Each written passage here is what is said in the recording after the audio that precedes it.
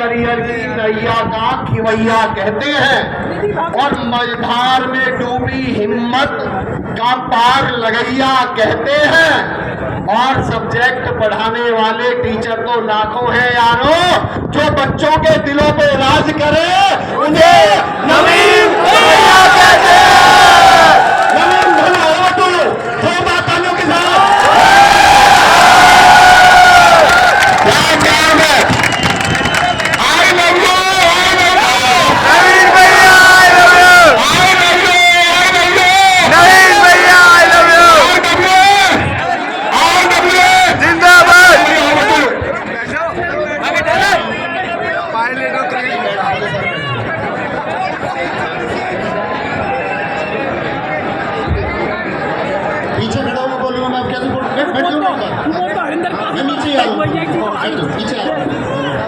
अरे यार ये खूब चूक दिया था। मैं खुद ही नीचे आ रहा हूँ। सिलेक्शन नवीन भाई आपके बीच में आ जाएगा, बैठे रहो, ले जाएंगे उठा के। इस सब की जरूरत थोड़ी है कि तुम्हारी व्यवस्था बनाने के लिए कोई तुमसे बोले। बैठ जाओ खुद ही।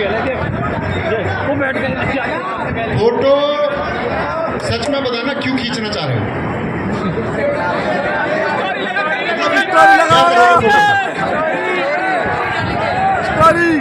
RWA जिंदाबाद फोटो खींचने से हो जाएगा क्या, या आपके सेलेक्ट होने से होगा? सेलेक्ट होने से। मेरे हिसाब से इस फोटो खींचने का तो कोई अर्थ है नहीं है। सच बताओ मुझे। तो जिसके भी हाथ में फोन है जेब में रख लो। फोटो जब उतर के जाएंगे यहाँ से, जब तक सबके साथ फोटो नहीं हो जाएगा तब तक इस ग्राउंड से बाहर नहीं जाएगा। अब रख लो फोन और मेरी बात सुनो। पहले तो भाई ने क्वेश्चन पूछा होगा, भाई कौन थे, उन्होंने क्वेश्चन पूछा था कि मैं कोई एक सब्जेक्ट तैयार करता हूँ तो कोई दूसरा सब्जेक्ट छूट जाता है। दरअसल में जब हम लोग मीटअप करने आते हैं तो उस मीटअप का सबसे बड़ा उद्देश्य ये नहीं होता कि हम लोग आपके पास फोटो खिंचवाने आ रहे हैं या हमें कोई एक अजीब खुशी मिलेगी या विशेष खुशी मिलेगी कि आप हमारे साथ फोटो खींचें। वो अनुभूति हो सकती है उसकी, लेकिन उसका असली उद्देश्य ये है कि शायद कहीं ऐसा कुछ प्रसंग तो नहीं है कि चाहे हमारी क्वालिटी में बेशक कितना भी काम करती हो तब भी छूट जाता हो। जैसे एक भाई ने भी बिहार से बताया कि उनका फॉर्म भरते टाइम डिस्ट्रिक्ट का गलत चुनाव हो गया। तो ये मीटअप का उद्देश्य ये है कि आप उन बातों को पहुंचाएं जो जरूरी हैं, जो स्टूडेंट्स के भविष्य के लिए जरूरी है। इसका बिल्कुल उद्देश्य ये नहीं है कि आप मेरी कोई तारीफ करें, क्योंकि प्लेटफॉर्म की तारीफ करने के लिए आपको उस प्लेटफॉर्म को आपने इतना प्यार दिया है कि वो पूरे भारत भर में एक विशेष पहचान रखता है और वो आपके प्यार की वजह से। और उस प्यार में सबसे ज्यादा शामिल है उन सेलेक्टेड बच्चों का भरोसा जो खुद को सफलता तक पहुंचा चुके हैं। तो भाई के क्वेश्चन का आंसर मैं देता हूँ। दोस्त, होता क्या है, बड़ा अच्छा क्वेश्चन भी है। कभी कभी आपने देखा होगा तैयारी करते टाइम क्या होता है कि हम किसी विषय को अपना बड़ा पसंदीदा विषय समझ लेते हैं। किसी के लिए मैथ हो सकता है, किसी का अंग्रेजी हो सकता है, किसी का रीजनिंग हो सकता है, हिंदी, ऐसा होता है ना। हम कोई एक विषय को अपना एक पसंदीदा विषय मान लेते हैं और जिसको हम पसंदीदा समझते हैं उस पर हम वक्त भी ज़्यादा देते हैं। और एक स्टूडेंट की सबसे बड़ी गलती यही होती है कि जिस रेशियो में आपका एग्ज़ाम आना है उस रेशियो में आपको घंटे भी देने होंगे। आप आइडियल एक स्टडी मान के चलिए 6 घंटे। भाई ड्रोन को बंद कर लो, इसको ये ड्रोन वापस बुला लो, इसको रख लो अभी थोड़ी देर। यार एक बिहार की वीडियो थोड़ी से पीछे मत भेजो बता।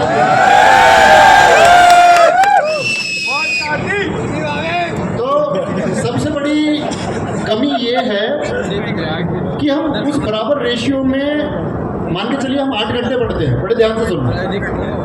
और कोई एक एग्जाम लेते हैं जिसमें 100 क्वेश्चन आते हैं, 4 सब्जेक्ट में 25-25 क्वेश्चन आते हैं, ठीक है।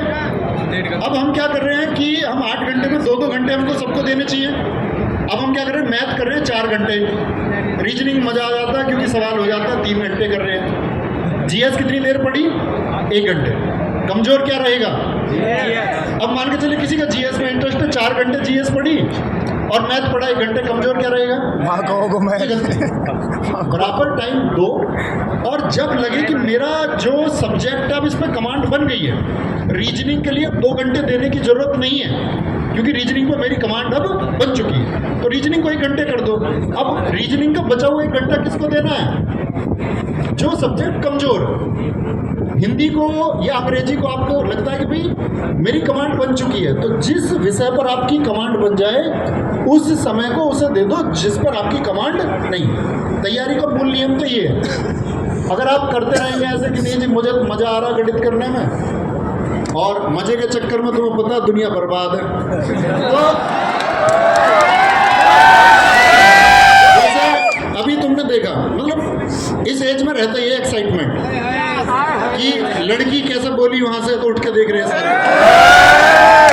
सर ने आके बोला माँ का फोटो याद कर लेना, सबकी आंखें नीचे, जिंदाबाद जिंदाबाद। मतलब ये चीजें क्षणिक है, मोमेंट्री है।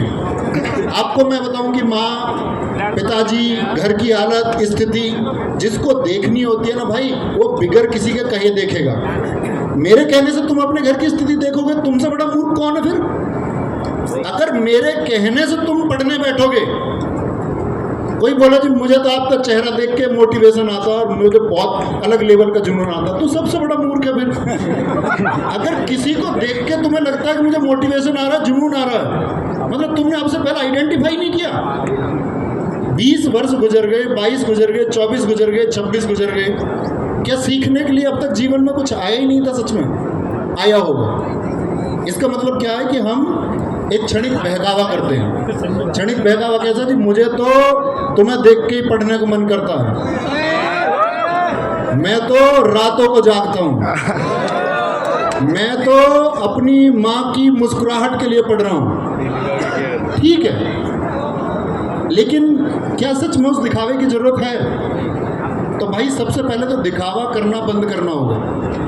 और जो लड़के पढ़ाई के टाइम पर कि जी मुझको फॉलो बैक कर दो, मेरे साथ कॉलैब कर लो, फोटो खींच के भेजूंगा उसको, उससे बोलूँगा नवीन सर से मेरी रोज बात होती है, मेरे बड़े करीबी हैं, तो ये सब इन सब चीज़ों से बचना होगा। अगर जिंदगी की कहते हैं ना कि रियल चीज़ आपको बनानी है, तो रील से तो बचना होगा। तुम कहोगे जी तुम क्यों बना रहे हो? क्योंकि भाई मेरी नज़र में शायद हम उस एक लेवल पे पहुंच चुके कि जहां शायद चीज़ें आरामदायक है। ऐसा नहीं कि करने को आगे नहीं है, कुछ करने को बहुत कुछ है। अभी आपका कहीं जाने का ड्रीम होगा तो हमारा भी कहीं पहुंचने का ड्रीम होगा, तो सबका होता है। अच्छा, दूसरी चीज़ क्या है? अब बात करते हैं कि भाई सभी लोग जानते होंगे इस बात को, हल्दी घाटी क्या है, राजस्थान क्या है, ये बताने की ज़रूरत शायद किसी को है नहीं। और जब हम कभी बताएं तो मैं ये कहता हूँ कि किसी न किसी का बलिदान छूट भी जाता है। हम किसी एक का नाम लेकर के और किसी एक का नाम लेकर के उसको छोटा नहीं कर सकते। इस देश में, इस राज्य में, इस प्रदेश में हजारों लोगों ने बलिदान दिए हैं, इस पूरे देश में दिए हैं। उन सबके बलिदानों की बात यह थी कि हम सीखते क्या हैं। हम लोग यहाँ राजस्थान में जिक्र कर रहे हैं कि महान महाराणा प्रताप जी का बलिदान क्या है, सब जानते हैं। तो सीखने की ज़रूरत है। सीखने की ज़रूरत ये है कि आपको कभी भी अभाव, आपको कभी भी विपरीत परिस्थिति के आगे घुटने नहीं टेकने। ये महाराणा प्रताप जी ने आपको सिखाया। चर्चित क्यों है या हमारे दिलों में क्यों बसते हैं? क्योंकि विषम परिस्थितियों में भी घुटने नहीं टिकाए।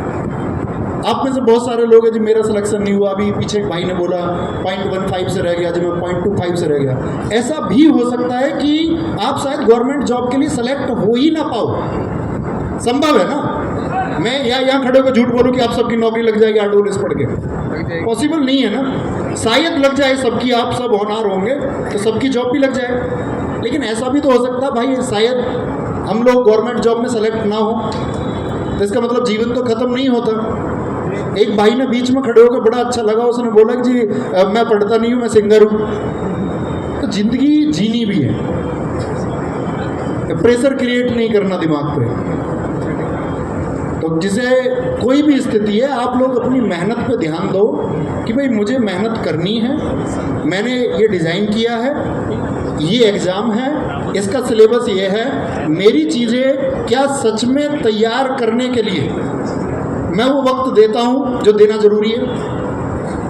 सच बताना, जब आप लोग रात को आराम की स्थिति में पहुँचते होंगे, और सच ही बताना मतलब खुद को ग्रेट बनाने की कोशिश नहीं करना।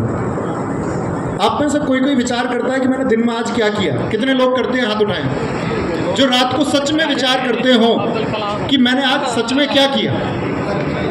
अब ऐसा तो नहीं 100% सच लोग हाथ उठा रहे होंगे, मतलब कुछ लोगों ने हाथ उठाए। तो क्या ये सच में ज़रूरी नहीं है कि आप अपने पूरे दिन को जो आप बिता चुके हैं उसके बारे में एक बार विचार करें कि जो मैं सोच रहा था मैंने उसके लिए आज काम किया या नहीं किया? सोचना चाहिए। और मेरे दोस्त, जिस दिन सोच करके तुमको ये बेटर फीलिंग आएगी कि हाँ सच में मुझे गवर्नमेंट जॉब में सेलेक्ट होना था और उसके लिए मैंने आज का दिन उसी तैयारी में बिताया है, ये फील आने लगेगा तो आप तैयार हैं। कल आलोक राठी एक साथी का मैसेज आया और मेरी बात हुई उससे पिछली बार दिल्ली पुलिस के रिजल्ट में फेल होने के बाद में। उसने बोला जी तुम तो ये कह रहे थे कि सब कुछ कर लिया तो सिलेक्शन हो जाएगा। मैंने कहा भाई सिलेक्शन के लिए मैंने कभी नहीं बोला।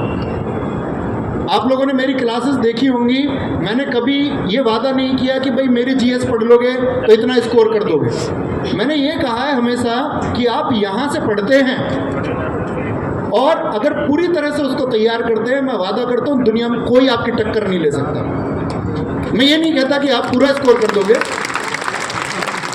ये मेरा अपने स्टूडेंट्स में भरोसा है और लोगों ने करके दिखाया भी है। कल आलोक राठी से मेरी बात हुई, एसएससी जीडी में 160 में से 160 स्कोर, और कल मुझसे कह रहा था भैया आप कह रहे थे कि कर सकते हैं, तो मैं बस एक कमरे में बंद था। और जब से दिल्ली पुलिस में सफल हुआ तब से इस एग्ज़ाम के लिए पढ़ रहा था। और कल स्टूडियो में आएगा तो आपको अपनी शायद स्ट्रेटजी बताए, कल परसों जब भी आएगा बुलाया गया है। तो छत पे जैसे उसने बोला कि मैंने अब खुद को कमरे में अकेला कर लिया। अकेले का मतलब क्या है कि आप जो करना चाहते हो उस लाइफ को जीते भी हो या नहीं। क्या सच में तुम कैपेबल हो वो नौकरी लेने के? हम कह रहे हैं कि हम अपनी मुस्कुराते पिता या मुस्कुराती माँ के चेहरे के लिए सफल होना चाहते हैं। तुमको दुनिया के, अगर मैं बात करूं मुस्कुराती माँ और हमको अपने मुस्कुराते पिता का चेहरा देखना, तो किसी की बेटी जो है या हमारी जो बहन है उसका भी सम्मान बनता है कि नहीं बनता? ये झांकने का क्या मतलब होता है? लड़की बोल रही है झांकते हो, तो खुद को भाई बेहतर बनाना है। एक सिपाही, इंस्पेक्टर, आईएएस, पीसीएस, उद्योगपति, नेता बनने से कुछ नहीं होगा। इस देश में नेताओं ने खुदकुशी की है, सफल आईएएस आईपीएस लोगों ने, सफल उद्यमियों ने। तो इसका कोई अर्थ नहीं है। अगर खुद को बेहतर नहीं बना पा रहे हो ना, तो फिर उस सफलता का कोई अर्थ नहीं है। तो वो पोटेंशियल तुम्हारे अंदर होना चाहिए। मेरी गर्दन नहीं घूमेगी मतलब नहीं घूमेगी, और दुनिया में ऐसी कोई ताकत नहीं बनी। ये महाराणा प्रताप जी ने आपको सिखाया कि मैं अगर गर्दन नहीं घुमाऊंगा तो नहीं घुमाऊंगा, मैं पीछे नहीं हटूंगा तो नहीं हटूंगा। मेरी गर्दन तुम काट के ले जा सकते हो, लेकिन गर्दन मेरी तुम घुमा नहीं सकते। लोग परेशान हो रहे हैं। मोहल्ले में किसी ने बताया कि मैं लाइब्रेरी में जाता हूँ, और उनकी चर्चा दरअसल में लाइब्रेरी का पूरा दिन तैयारी में नहीं गुजरा। उसका दिन गुजरा तेरा मॉक में कितना स्कोर है, मेरा मॉक में कितना स्कोर है, पिछले मॉक में कितना था, अगले मॉक में कितना होगा। तो दूसरे के स्कोर से नहीं डरना, दूसरे को अपने साथ बढ़ाओ। अगर तुम्हारे अंदर ताकत है ना, उसको भी तैयारी करो। गलत तरीके से नहीं कि ये नीचे हो जाए, इसको मिसगाइड कर दूं मैं। महाराणा प्रताप जी का एक अनसुना किस्सा मैं आपको सुनाता हूँ कि महाराणा प्रताप जी, जब हल्दी घाटी का युद्ध है 1576 से पहले, इसके 10 दिन पहले की बात है, बहुत कम लोगों ने सुनी होगी। तो लोगों ने मानसिंह की खबर दे दी महाराणा प्रताप को कि जी मानसिंह निहत्ता है और रैकी करने आया है, कुछ स्थितियों का पता लगाने आया है। आप सब जानते हैं कि महाराणा प्रताप जी का मैसेज सिर्फ वीरता का मैसेज नहीं है। महाराणा प्रताप जी ने इस देश को मैसेज दिया है कि आपको हर वर्ग के व्यक्ति को अपने साथ लेना होगा। उनके साथ भील, राजा, हर जाति, हर धर्म का व्यक्ति। आप लोग जातियों में, धर्मों में बटे हुए हो, करनी है हमको पढ़ाई है, हम खुद को बांटे हुए हैं कहाँ पर, जाति धर्म, इन चीज़ों पे हमारा डिस्कशन होता है, डिबेट होती है। महाराणा प्रताप जी ने मैसेज दिया कि मेरे साथ भील से लेकर के हर वर्ग का व्यक्ति है। तो लोग कहते हैं कि मान सिंह आज निहत्था है, इसको बाहर देते हैं, इसको गिरा देते हैं। उनका नहीं, निहत्थे को नहीं मारेंगे, जिसके पास शक्ति नहीं है उसको नहीं मारेंगे। कल हल्दी घाटी के युद्ध में लड़ेंगे और कहते महाराणा प्रताप जी के पास, आप लोगों को पता होना चाहिए, हमेशा 2 तलवारें थी कि कभी कोई व्यक्ति निहत्था हो जाए तो उसको भी एक तलवार दे देंगे। ये पोटेंशियल है। आप अगर इस बात पे खुश हो रहे हैं ना, आपके जो दोस्त है वो पढ़ाई में कमजोर हो रहा, नहीं, उसको भी तलवार देंगे। तो वीर वो है, अगर मैं कहूँ उत्साह उसके अंदर है जो अपने परिवार को शारीरिक, सामाजिक और आर्थिक मजबूती दे सकता है। आपका परिवार सुरक्षित कब होगा? जब आप आर्थिक रूप से मजबूत होंगे, जब आप शारीरिक रूप से मजबूत होंगे। एक भाई ने भी बीच में बोला था इधर कि जी आपने, एक सवाल उठा बड़ा, मैंने देखा कई बार कमेंट्स में, बहुत पढ़ता हूँ, उसमें लिखा हुआ था कि आपने दिल्ली पुलिस की जो मेरिट है वो अंकित भाटी सर आपने इतनी बता दी तो हम फिजिकल के लिए नहीं गए। सुनी थी आपने भी ये बात? सुनी होगी। अच्छा ये पूछो तुम, ऐसा भी माइंडसेट क्या हो सकता है अगर वो सारे बच्चे जो कहने से नहीं गए फिजिकल देने, अगर वो सच में चले जाते सब फिजिकल देने, जो ये कह रहे हैं कि मेरा स्कोर इतना था, 75 था, 78 था, मैं तो 72 था, 70 था, आपकी वजह से नहीं गया, अगर वो सारे चले जाते, दौड़ लगा देते सारे, तो क्या मेरिट ऊपर नहीं जाती? तब भी रहते ना। तो आप दूसरे साइड क्यों नहीं सोचते? आपको चीज़ों की सच्चाई समझनी होगी। फालतू के, मैं हमेशा कहता हूँ, फालतू के मोटिवेशन में वो चाहे मैं बोलूँ, कोई भी बोले, उसका कोई अर्थ नहीं है, क्योंकि वो क्षणिक हो सकता है, मोमेंटरी हो सकता है।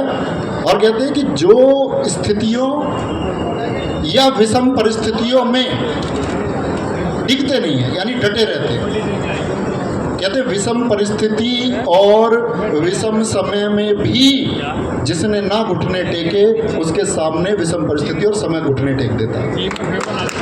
तो मतलब परिश्रम तब तक करना है जब तक पोटेंशियल है। नहीं है किसी और फील्ड के लिए बने हो तो दिखावे में जीना नहीं है कि भाई किसी और को सिद्ध करने के लिए पढ़ रहे हैं, पापा भेज रहे हैं लाइब्रेरी, या मम्मी भेज रही है लाइब्रेरी, या भाई भेज रहे हैं, भाई फिर विद्रोही बनना पड़ेगा। हो सकता है आप कल प्राइवेट सेक्टर में अच्छा कर जाओ। ये बिल्कुल ज़रूरी नहीं है कि हम गवर्नमेंट जॉब के लिए प्रिपरेशन कराते हैं तो आपका भविष्य सिर्फ सरकारी नौकरी में, ऐसा बिल्कुल ज़रूरी नहीं है। अगर खुद का सपना है, हाँ अंदर से आया, मुझे क्यों वर्दी पहननी है, मुझे क्यों सरकारी नौकरी की ज़रूरत है, अगर खुद की इनर फीलिंग है तो फिर दम लगा के करिए, पर उसमें एक्सक्यूज नहीं होने चाहिए। और याद रख लेना, जो आपका समय है वो बर्बाद नहीं होना चाहिए। आपको भी पता है समय आपका कहाँ बर्बाद होता है और कहाँ बचता है। अगर इसके लिए कोई आपको बता रहा है कि समय आपका कहाँ बचेगा तो फिर उसका कोई अर्थ नहीं। तो मैं ये कहना चाहता हूँ आपसे कि आप वास्तविकता के साथ जिए, जो ख्याली दुनिया है उससे बाहर आ जाओ, क्योंकि हकीकत शायद आपको आज न पता हो, आप किसी के आश्रित हो, भाई आपको पढ़ाते हो, पिताजी पढ़ाते हो, मामा पढ़ाते हो, किसी के भी द्वारा आप पढ़ाए जा रहे हो। कल हकीकत दुनिया की शायद आपके सामने आ जाएगी। और अगर नहीं फेस करना चाहते उस मोमेंट को, क्योंकि आप सब जानते हैं कि समय गया तो गया, वापस तो आना है नहीं, तो या तो अभी जियो या फिर हाथ बोलते ना कि मलते रह जाओ, तो या तो हाथ मल लें या फिर खुद को कामयाब बना लेना। इसका जो भी चुनाव है या जो तय करोगे वो तुम करोगे। तो बस एक छोटा सवाल है मेरा, बिना किसी शोर शराबे के जवाब देना कि कर जाओगे ना? Yes sir. और एक यस बहुत ज़बरदस्त आनी चाहिए, करके दिखाओगे ना? यस। तो करके दिखाना है और सफल हो जाना है। ख्याल रखिए। नमस्ते।